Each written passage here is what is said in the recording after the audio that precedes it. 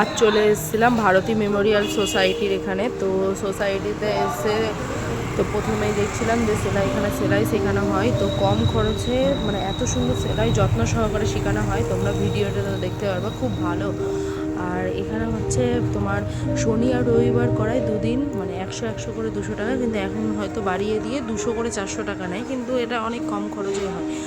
তো আরও বেশি অন্যান্য জায়গায় যদি তোমরা দেখতে যাও তাহলে আরও বেশি অ্যামাউন্টটা লাগবে। তো তোমরা দেখো খুবই যত্ন সহকারে মানে করায়, এত সুন্দর। তোমরা যদি কেউ ভর্তি হতে চাও তো কন্ট্যাক্ট নাম্বার আমি দিয়ে দিব।